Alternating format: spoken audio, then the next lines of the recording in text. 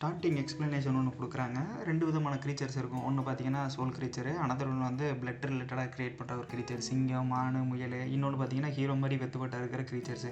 இந்த குளத்தில கிடப்பானுங்கல்ல, அவனுங்கள மாரி. ஸோ, இந்த குளத்தில கிடக்கிறது, இந்த பிளட் கிரீச்சர்ஸு, அப்புறம் நம்ம சோல் கிரீச்சர்ஸ் எல்லாம் இருக்காங்கல்ல, இவைங்கள மாரி ஆட்களுக்கெல்லாம் இந்த மரம் வந்து ரொம்ப கெடுதானது.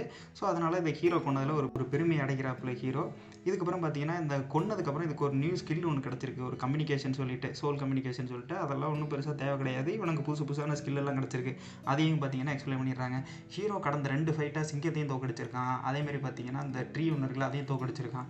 ஸோ, இதை தெரிஞ்சுக்கிட்ட மிருகங்கள் எல்லாம் கொஞ்சம் தூரமாகவே அணுகுறாங்க. சரி, இவன்கிட்ட போனால் நம்மளே கொண்டுடுவான் அப்படின்னு தெரிஞ்சுட்டு, மற்ற அனிமல்ஸ்க்கெல்லாம் ஓரளவு நல்லாவே தெரிஞ்சிருக்குது.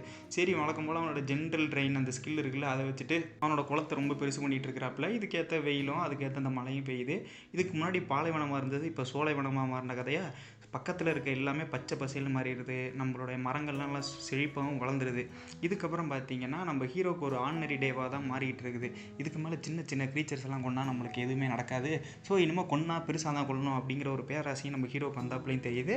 இதுக்கப்புறம் பார்த்தீங்கன்னா, மறுபடியும் ஒரு மிகப்பெரிய எப்படி சொல்கிறது, ஒரு மானாவை வந்து ஹீரோ வந்து சென்ஸ் பண்ணுறாப்புல. சென்ஸ் பண்ணதுக்கப்புறம் தான் தெரியுது அது வந்து 2 ஹியூமன் சொல்ல வர்றதவனும் ஒருத்தன் வந்து கெட்ட மந்திரவாதி மாதிரி இருக்கான். கை ஃபுல்லாக எலும்பாக இருக்குது, ஸ்கின்னு கூட கிடையாது, அது ஃபுல்லாக எலும்பு.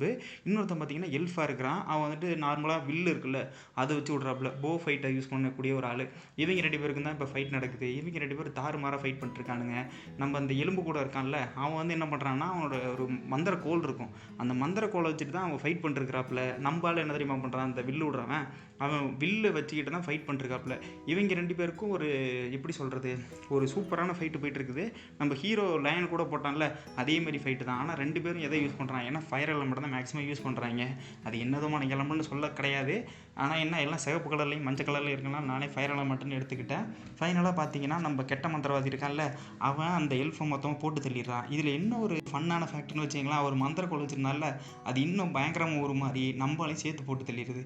என்ன இளவியாது, இங்கே ஒன்றுமே எனக்கு புரிய மாட்டேங்குங்கிற மாதிரி தான் இருக்குது. நெக்ஸ்ட்டு சாப்டரில் அவனுக்கு எக்ஸ்பிளைன் பண்ணுவான்னு நினைக்கிறேன். இது வந்து ஒரு ஆன்கோயிங்கிறனால இதை எப்படி எக்ஸ்பிளைன் பண்ணுறது எனக்கு தெரில. ஸோ, அடுத்தடுத்த சாப்டரில் அவங்க எக்ஸ்பிளைன் பண்ணால் தான் இது நம்மளுக்கு என்னென்னே புரியும். வழக்கம் போல் அவன் ரீஇன்கார்னேட் ஆகிறானா, இல்லை வந்துட்டு இவன் எதுவும் புதுசாக வித்தையை கற்றுட்டு வரானான்னு தெரில. இப்படி பார்த்தாலும் ஹீரோ போட்டு தள்ளிடுவான். ஒன்றும் பெருசாக சாப்டர்லாம் இழுக்கிறது இல்லை. ஒரே அடியில் எல்லாரையும் போட்டு தள்ளுற மாதிரி தான் ஹீரோவை காமிச்சிட்டு வர்றானுங்க. இந்த டைம் ரீஇன்கார்னேஷன் ஸ்லேம்னு ஒன்று பார்த்துருப்பீங்களே, அதே கதை மாதிரி தான் இங்கேயும் தெரியுது.